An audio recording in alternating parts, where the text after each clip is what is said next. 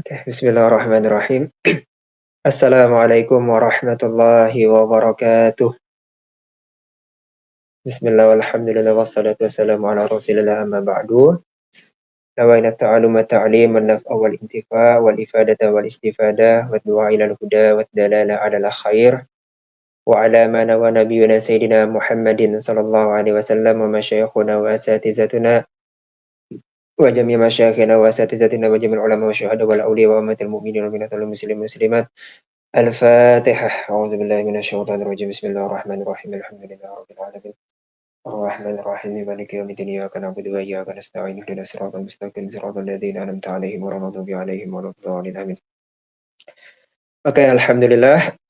Pada malam hari ini kita dapat melanjutkan kajian kita.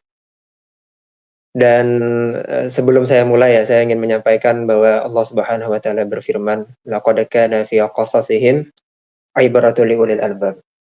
Ya, kata Allah Subhanahu wa taala, dalam Al-Qur'an itu seringkali bahasa-bahasa yang digunakan dalam Al-Qur'an salah satu bentuk bahasa yang disampaikan ialah dengan bahasa cerita-cerita atau kisah-kisah, ya, atau sejarah-sejarah umat-umat terdahulu. Ya, umat-umat terdahulu. Tapi bukan berarti Al-Qur'an itu isinya tentang kitab sejarah, tidak, ya.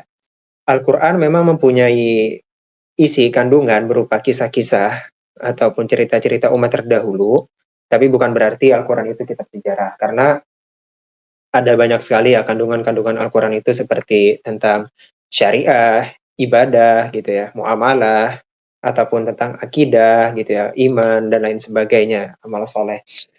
Nah, maka salah satunya tadi ialah tentang qasas ya, tentang kisah-kisah.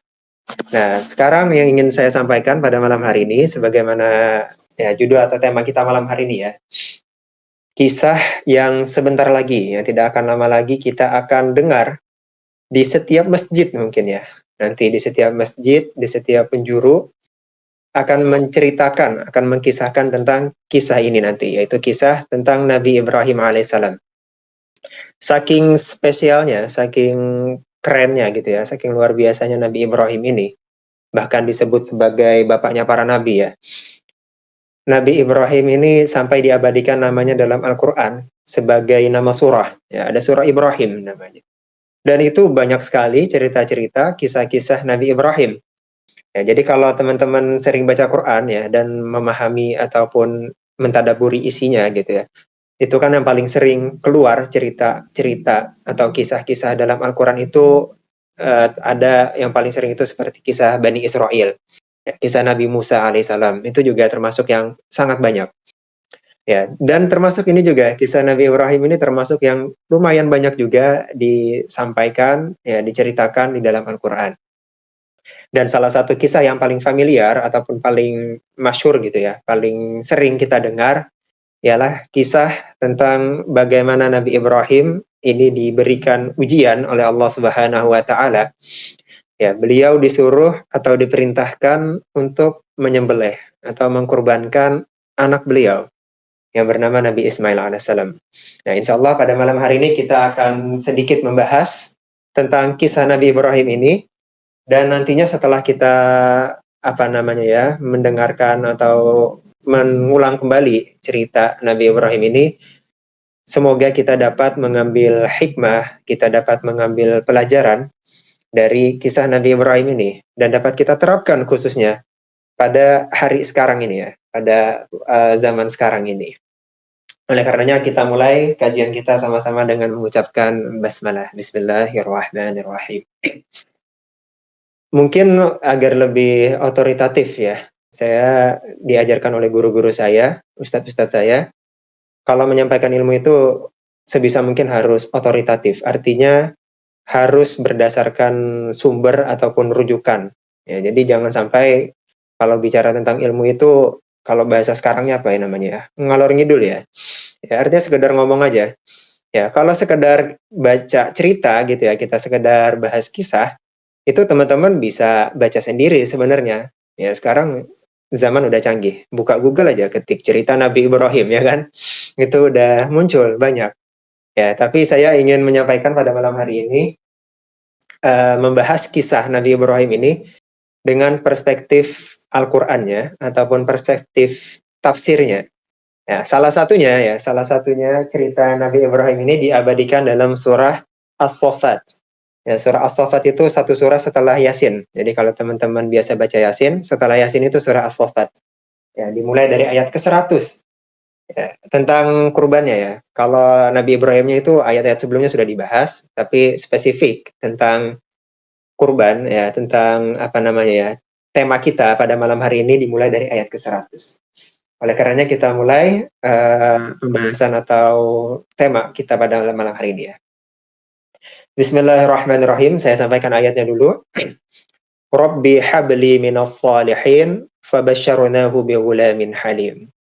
Ya, ayat ke-100 surah As-Saffat ini dimulai dengan cerita bahwa Nabi Ibrahim meminta kepada Allah, berdoa kepada Allah agar dikaruniakan ya, oleh Allah anak, ya, seorang anak yang minas salihin, yang soleh. Ya, sebagaimana yang mungkin teman-teman udah pernah baca atau pernah dengar ya cerita Nabi Ibrahim. Nabi Ibrahim itu sebelum punya anak Nabi Ismail ini, itu bertahun-tahun beliau tidak dikasih apa namanya ya, keturunan gitu, tidak dikasih anak oleh Allah Subhanahu wa taala. Tapi Nabi Ibrahim tetap berdoa, tetap bermunajat kepada Allah, Rabbi habli minas salihin.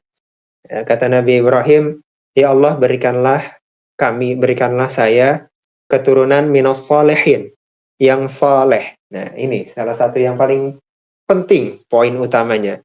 Ya, berdoa meminta anak yang soleh. Nah, makanya kenapa saya mulai dari ayat ini, karena nanti akan nyambung ke cerita kurbannya nanti. Bagaimana cerita tentang mengikhlaskannya tadi. Biar feel-nya itu dapat. Jadi saya mulai dari ayat ini ya. Nabi Ibrahim minta anak yang soleh. Ya, Nabi Ibrahim nggak minta anak yang tampan misalkan ya, ataupun anak yang kaya raya gitu ya, ataupun anak yang nanti bakal jadi pemimpin jadi raja. Enggak. Tapi kata Nabi Ibrahim, Rabbi habli minas salihin. Ya Allah, kasih saya, berikan saya anak yang soleh. Ya, kata Nabi Ibrahim. Dan dikabulkan oleh Allah. Ya, sebagaimana kita tahu dikasih Nabi Ismail yang Masya Allah sekali. Tidak perlu diragukan. Maka dibalas oleh Allah, Fabasyarnahu bighulamin halim. Ya, kami kasih, kata Allah, seorang anak bighulamin halim. Yang sangat sabar. Ya, sangat lemah lembut. Sangat sabar. Ya, yaitu Nabi Ibrahim. Nah, di sini nanti poin apa namanya ya, nyambung ke kisahnya nanti. Bagaimana nanti Nabi Ismail ini ya, seorang anak yang sangat patuh, yang sangat taat baik kepada orang tuanya, kepada Nabi Ibrahim dan juga kepada perintah Allah Subhanahu wa taala. Fabasyarnahu bighulamin halim tadi, seorang anak yang memiliki kesabaran yang luar biasa sekali. Yang sangat apa namanya ya, lapang dada gitu ya, sangat taat terhadap orang tua dan terhadap perintah Allah Subhanahu wa taala. Nah, makanya ini pelajaran yang pertama ya. Jangan kita meremehkan doa-doa kita. Ya, minta aja terus, minta sesuatu yang baik, minta sesuatu yang baik, minta sesuatu yang baik sama Allah. Karena kita tidak tahu kapan doa kita itu bakal dikabulkan oleh Allah. Bisa jadi kita mintanya 5 tahun yang lalu baru dikabulkan sekarang gitu. Bisa jadi kita mintanya sekarang baru dikabulkan 10 tahun nanti lagi. Ya. Atau bisa jadi minta sekarang langsung dikasih sekarang juga oleh Allah. Karena kita tidak tahu kapan doa kita bakal diijabah Allah. Pernah tidak teman-teman pada satu momen gitu ya, pernah merasa, oh ternyata ini loh yang saya dapatkan hari ini, itu doa-doa saya kemarin-kemarin gitu. Doa saya yang bertahun-tahun yang lalu, baru dikabulkan sekarang. Nah itu feel-nya itu luar biasa sekali ya, Masya Allah sekali. Makanya kata Nabi kan, doa silahul mu'min. Doa itu ya senjatanya orang-orang mukmin. Ya, doa aja, minta aja. Tentu minta yang baik-baik tadi. Nah, terus ayatnya, falamma balagha ma'hu sa'ya. Ya, ketika Nabi Ismail, ya tadi dikasih oleh Allah seorang anak keturunan Nabi Ismail, ini sudah tumbuh ya menjadi cukup dewasa. Kalau dalam tafsir Jalalain itu disebutkan ulama berbeda pendapat, ada yang mengatakan Nabi Ismail umurnya atau usianya itu sekitar 7 tahun. Ada juga yang mengatakan sekitar 13 tahun. Jadi antara 7 sampai 13 tahun. Ya. Belum dewasa-dewasa banget, tapi udah cukup dewasa dalam artian sudah bisa memayiskan, bisa bedakan yang baik sama yang buruk. Ya, tapi ya belum dewasa banget sebenarnya. Nah, tapi Nabi Ismail di sini sangat pikirannya itu udah sangat dewasa sekali. Qala ya bunayya inni ara fil manam anni azbahuka. Kata Nabi Ibrahim, wahai anakku, katanya, ya bunayya, inni ara fil manam. Sesungguhnya aku melihat dalam mimpi, anni azbahuka, bahwa aku menyembelihmu, kata Nabi Ibrahim. Nah, tapi kata Nabi Ibrahim, fanzur maza tara. Coba apa pendapat kamu, katanya. Apa pendapat Nabi Ismail? Nabi Ibrahim mencoba bermusyawarah. Nabi Ibrahim mencoba bertanya pendapat Nabi Ismail tadi kepada anaknya. Meskipun Nabi Ibrahim ini statusnya orang tua, ya kan? Orang tua dari Nabi Ismail. Ya, beliau sebenarnya gitu ya. Kalau mau mas sebenarnya bisa aja Nabi Ibrahim langsung memerintah kepada Nabi Ismail atau langsung menjalankan apa sih namanya tadi, perintah Allah tadi. Tapi Nabi Ibrahim tidak seperti itu. Beliau pengen berdiskusi dulu, pengen nanya pendapat dulu, pengen mendengar bagaimana tanggapan dari Nabi Ismail, dari anaknya tadi. Nah, ini salah satu pelajaran yang dapat kita ambil juga. Ya, bagaimana apa ya istilahnya kalau bahasa sekarang itu parenting. Ya, bagaimana seorang ayah, seorang orang tua bersikap kepada anaknya, kepada Nabi Ismail tadi. Ya, jadi ini pun juga berdampaknya nanti begini teman-teman ya. Dari Nabi Ibrahim, dari orang tua itu humble, mengayomi ya bahasanya, dekat ya, mendekati anak, dan seorang anak pun juga akan memberikan respon atau feedback yang baik pula. Ya, sehingga Nabi Ismail di sini tidak merasakan adanya tekanan. Karena tidak ada perintah dari Nabi Ibrahim. Nabi Ibrahim itu tidak menggunakan bahasa perintah, tidak. Tapi beliau bertanya, beliau mendiskusikan hal tersebut. Nanya pendapat dari Nabi Ismail. Ya, sehingga Nabi Ismail pun juga memberikan feedback yang sangat baik. Ya, beliau taat kepada ayahnya, beliau pun juga taat kepada Allah Subhanahu wa taala. Makanya kata Nabi Ismail setelahnya, qala ya abati if'al ma tu'mar. Kata Nabi Ismail, wahai ayahku, if'al ma tu'mar. Kalau itu perintah Allah, maka laksanakan. Ya, maka lakukan, kata Nabi Ismail. Satajiduni insyaallah minas sabirin. Niscaya engkau dapati aku termasuk dalam orang-orang yang bersabar. Ya, Masya Allah sekali ini Nabi Ismail. Ketika disampaikan oleh Nabi Ibrahim bahwasanya beliau ya mendapatkan mimpi agar membunuh apa namanya ya, bukan membunuh, menyembelih ya atau mengkorbankan tadi anaknya Nabi Ismail. Tapi Nabi Ismail di sini kalau bahasa ininya apa namanya ya, manut-manut aja gitu. Beliau taat kepada Nabi Ibrahim sebagai orang tuanya dan juga kepada Allah Subhanahu wa taala. Nah, kalau dalam tafsir Jalalain ini disebutkan bahwa ru'yal anbiya itu hakun. Mimpinya para nabi itu merupakan sesuatu yang benar, merupakan wahyu atau ilham dari Allah Subhanahu wa taala. Ya, makanya awalnya ya itu Nabi Ibrahim itu bermimpi sekali gitu ya. Terus masih belum yakin sebenarnya. Terus 2 kali, 3 kali, ya, berkali-kali datang. Sehingga akhirnya beliau memantapkan hatinya, ini benar dari Allah Subhanahu wa taala. Ya, baru disampaikan kepada Nabi Ismail tadi. Dan Nabi Ismail pun juga merespon hal tersebut tadi dengan kesabaran, dengan keikhlasan yang juga. Satajiduni insyaallah minas sabirin. Nah, coba teman-teman ya kita semua bayangin. Ya, tadi kita di awal sudah saya sampaikan bahwasanya Nabi Ibrahim ini itu lama belum dikasih keturunan. Terus pas dikasih keturunan Nabi Ismail, ya beberapa tahun setelahnya beliau malah diperintahkan oleh Allah agar menyembelih anaknya. Nah, ini posisi Nabi Ibrahim luar biasa sekali. Ya, bagaimana ujian Ujian Nabi Ibrahim ini luar biasa sekali. Andaikan, ya ini andaikan, ya kita berandai-andai saja. Misalkan anak Nabi Ibrahim itu banyak, 10 misalkan ya. Mungkin dilemanya ya atau ujiannya nggak akan seberat seperti ini gitu. Tapi di sini posisinya Nabi Ibrahim setelah lama nggak dikasih keturunan, berdoa juga kan tadi bermunajat, Rabbi habli minas solihin, Rabbi habli minas solihin. Dikasih keturunan, dikasih anak oleh Allah, ternyata diperintahkan oleh Allah untuk menyembelih. Ini luar biasa sekali ya ujiannya ya. Ujian Nabi Ibrahim ini luar biasa sekali. Ya, gak kebayang ya. Gak kebayang mungkin di zaman sekarang ya ada orang tua yang bisa melakukan hal tersebut. Ya, gak kebayang. Keluar biasanya tadi. Dan begitu pun juga Nabi Ismail, ya, Nabi Ibrahim dengan ikhlas ya melepaskan anaknya karena perintah Allah Subhanahu wa taala. Begitupun juga Nabi Ismail, ya, beliau rela melepaskan atau menyerahkan dirinya karena bentuk taat selain kepada orang tua, juga taat kepada perintah Allah Subhanahu wa taala. Ya, kata Nabi Ismail tadi, satajiduni insyaallah minas sabirin. Ya, insyaallah kamu dapati aku dalam keadaan yang bersabar. Ya. Ini pelajaran kedua ya dapat kita ambil.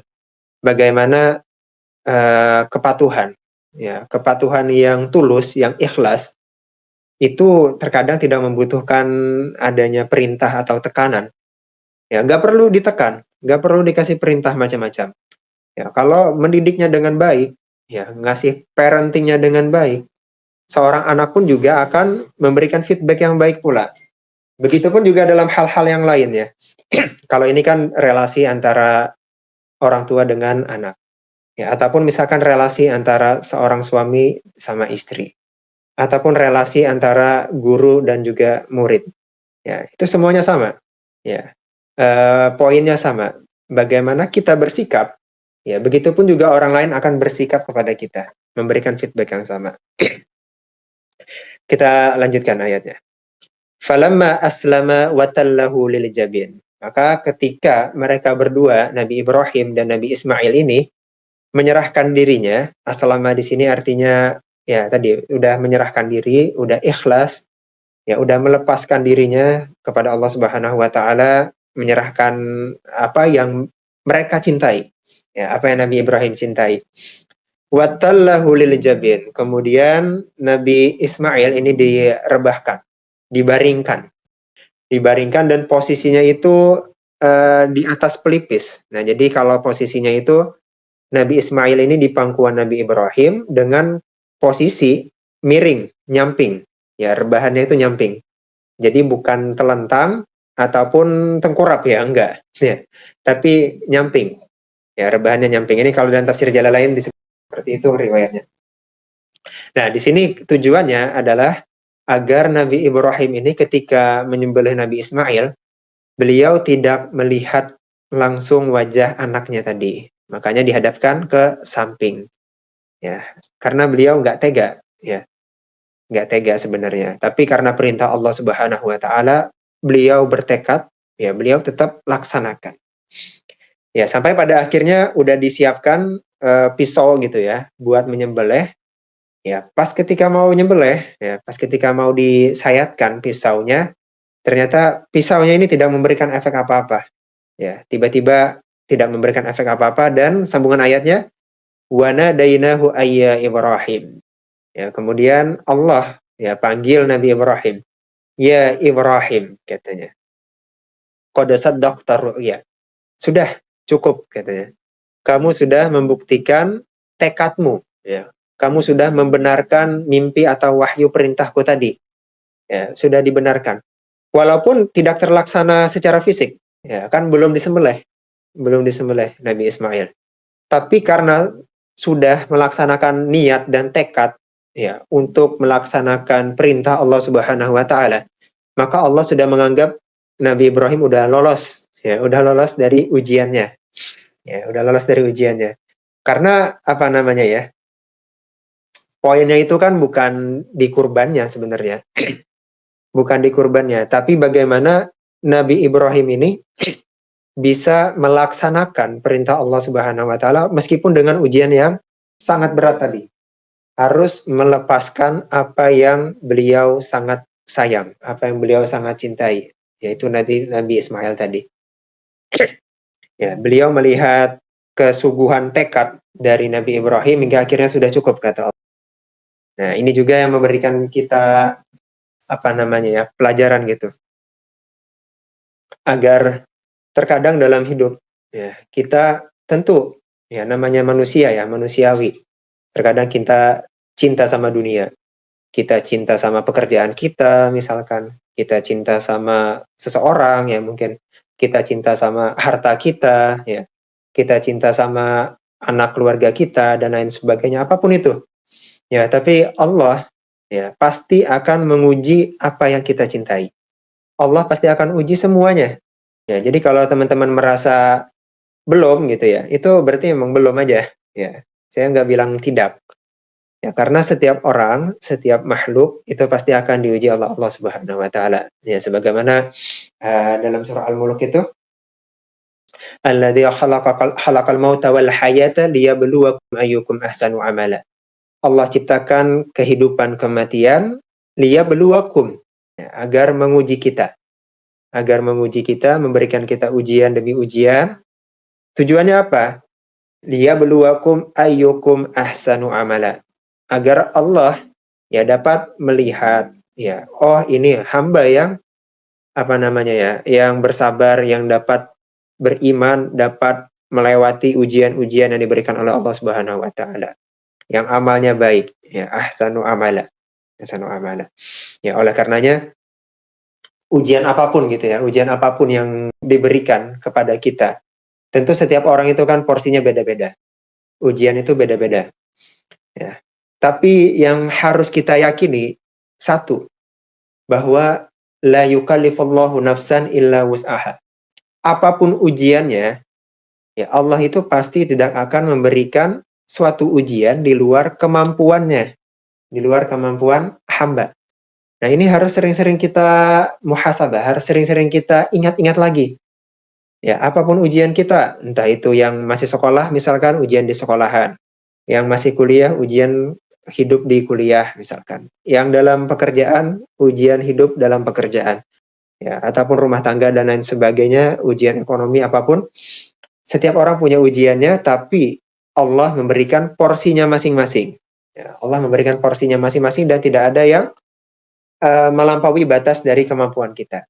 Artinya ketika Allah ngasih ujian kepada kita, artinya Allah itu percaya. Allah itu percaya bahwa kita itu mampu. Sebagaimana tadi Nabi Ibrahim. Ya, Allah tahu ini ujian sangat berat. Kalau ujian ini dikasih ke kita, kita mungkin nggak mampu ya, ya kan? Ya, kalau di zaman sekarang ya, misal ada ujian seperti itu, ya saya yakin 99% kayaknya nggak ada yang mampu. Nah, tapi Allah tahu, ya Allah tahu Nabi Ibrahim itu mampu. Ya, makanya tadi la yukallifullahu nafsan illa wus'aha. Ya, ujian tersebut itu pasti tidak akan melewati batas kemampuan dari seorang hamba. Apapun ujiannya. Maka dalam hal merespon atau ya menanggapi ujian-ujian yang dikasih Allah, saya punya 2 tips sebenarnya. Tips yang pertama ialah tentu kita tidak boleh suudzon. Ya, tidak boleh suudzon terhadap takdir atau ketentuan dari Allah Subhanahu wa taala. Apapun takdir ataupun ujian yang diberikan oleh Allah, jangan sampai kita suudzon kepada Allah. Ya, jangan sampai kita berburuk sangka. Kita harus berbaik sangka terus. Kita harus berprasangka baik, berhusnuzan terhadap takdir Allah. Termasuk dalam hal ujian. Cara merespon positive thinkingnya gimana? Ya, caranya, sebagaimana kita tahu, kan ujian itu kan tujuannya untuk liyabluwakum ayyukum ahsanu amala. Untuk mengangkat derajat kita sebenarnya. Ketika kita bisa melewatinya dengan sabar dan tawakal. Ya, kita udah berusaha, kita bersabar, dan kita bertawakal kepada Allah.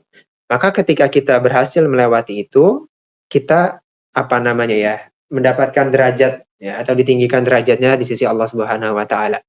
Ya, setiap ujian demi ujian yang kita lewati dengan penuh kesabaran dan penuh ketaatan kepada Allah, maka Allah akan balas, Allah akan kasih balasan yang lebih. Ya, Allah akan naikkan derajat kita. Nah, maka selalu husnuzan. Ya, makanya sebenarnya kalau para ulama itu ya, atau para wali gitu, apalagi para nabi tingkat makomnya, mereka itu kalau dikasih ujian seneng. Ya, mereka itu kalau dikasih ujian seneng. Kenapa seneng? Karena dari ujian tersebut, ya itu jadi wasilah atau jalan agar dapat meningkatkan apa namanya tadi, derajat seseorang tadi. Nah, makanya mereka tuh senang kalau dapat ujian. Ya. Beda sama kita, kalau kita kan nggak suka dikasih ujian. Ya. Nah, maka tadi yang pertama cara kita merespon seperti itu. Selalu husnuzon terhadap takdir Allah. Dan yang kedua ialah boleh kita tadi harus selalu husnuzon, tapi jangan sampai kepedean. Nah, kenapa saya bilang jangan sampai kepedean? Karena kita harus menyiapkan juga ruang ya di hati kita agar kita dapat introspeksi diri juga. Ya. Bisa jadi ujian yang Allah kasih itu merupakan bentuk dari apa namanya ya, balasan dari kesalahan-kesalahan kita ataupun sesuatu yang khilaf, dosa dan lain sebagainya, sehingga Allah datangkan ujian tersebut kepada kita. Nah, jadi harus introspeksi diri juga. Ya, introspeksi diri juga. Jangan sampai kepedean. Ya, kepedean tiap kali dapat ujian, wah gua berarti ini orang baik gitu kan, misalkan. Ya, Allah nih sayang banget nih sama gua misalkan. Ya, karena dikasih ujian terus, ya. Tapi bisa jadi juga itu merupakan bentuk teguran dari Allah Subhanahu wa taala. Jadi ujian itu tadi bisa bentuknya itu sebagai bentuk teguran dari Allah, bisa juga sebagai bentuk meninggikan atau menaikkan derajat kita di sisi Allah Subhanahu wa taala. Karena bahasa bahasa cinta Allah ya, kalau bahasa sekarang itu love language ya namanya ya. Bahasa cinta Allah itu macam-macam ya. Kadang Allah mencintai hambanya dengan memberikan ujian tadi. Makanya kata Nabi Shallallahu alaihi wasallam bersabda, "Innallaha iza ahabba 'abdan ibtalah." Kata Nabi. Allah itu kalau cinta sama hamba dikasih ujian. Ya, dikasih ujian. Kalau Allah cinta sama hambanya. Nah, ini bahasa cinta yang pertama di antaranya. Terkadang juga ada juga bahasa cinta Allah itu dengan bentuk doa-doa. Ya. Allah pengen kita dekat dengan selalu berdoa kepada Allah.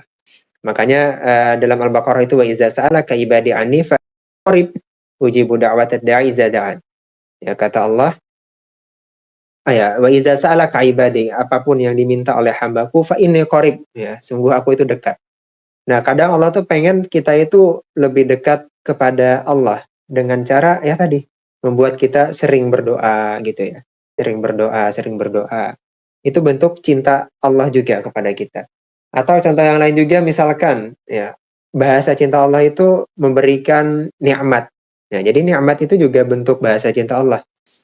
Makanya di dalam Al-Qur'an itu kan kata Allah Subhanahu wa taala, la in syakartum la azidannakum. Ya, kalau kita bisa mensyukuri apa-apa yang Allah kasih, meskipun sedikit, ya maka Allah akan tambah nikmat-nikmat tersebut.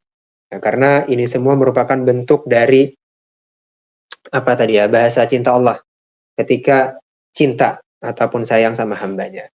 Oke, kita lanjutkan sedikit lagi ayatnya. Wa fadainahu bizibhin azim wa tarakna alaihi fil akhirin. Ya, setelah Nabi Ibrahim tadi berhasil melewati ujiannya tadi, maka diganti Allah ternyata. Wa fadainahu bizibhin azim.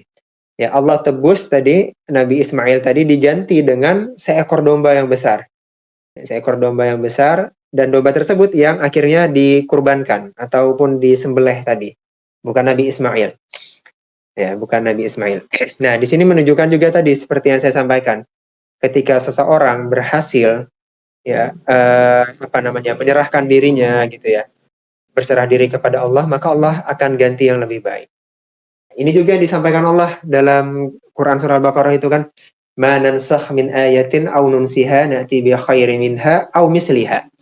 Meskipun ayat ini tentang nasih dan mansukh sebenarnya, ya, tapi dalam ulumul Quran itu ada kaidah al-ibratu bi umumil lafzi la bi khusus.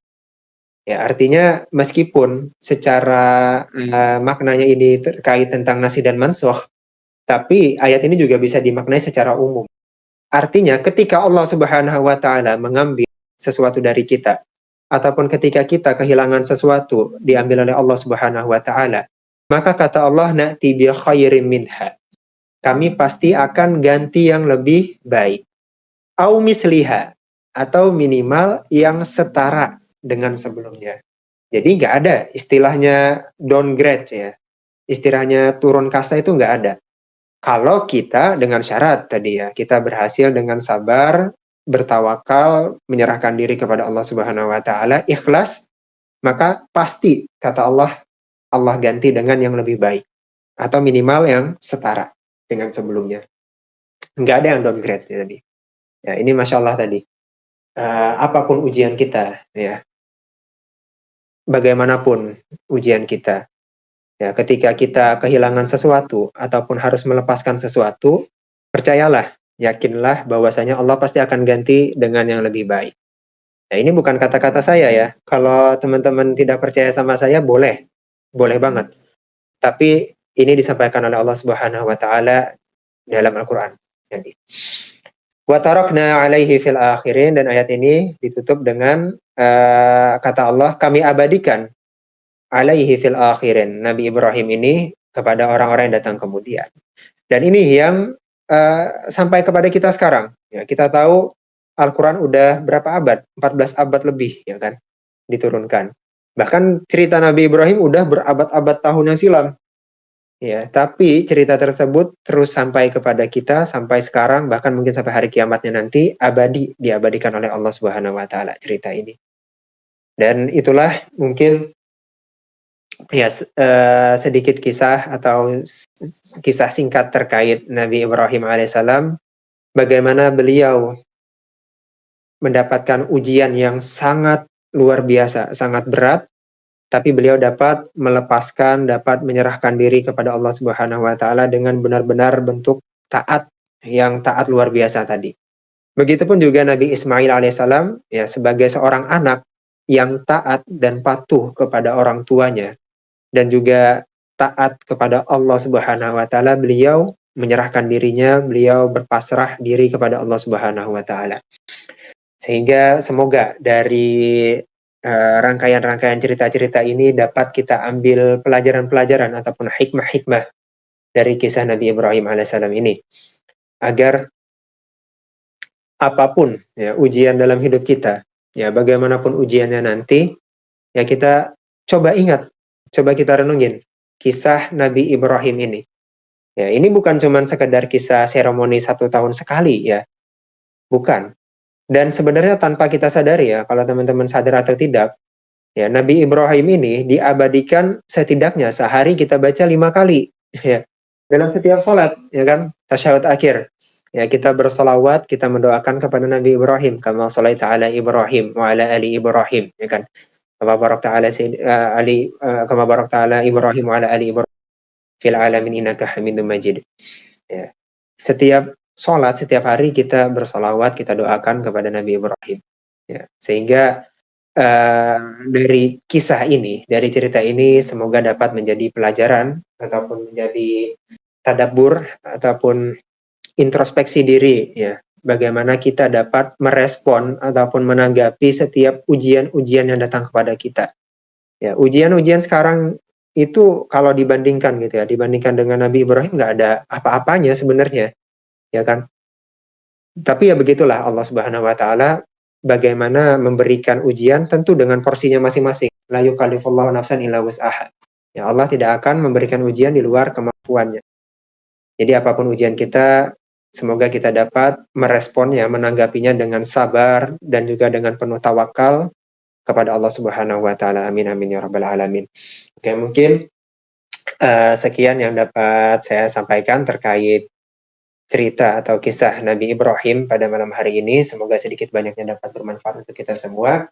Bismillahirrahmanirrahim. Allahumma anfa'na bima 'allamtana, ya Allah, berikanlah kebermanfaatan kepada kami, wa 'allimna ma yanfa'una, dan ajarkanlah, berikanlah kami ilmu yang bermanfaat untuk kami fid din wa dunya wal akhirah. Amin amin ya rabbal alamin.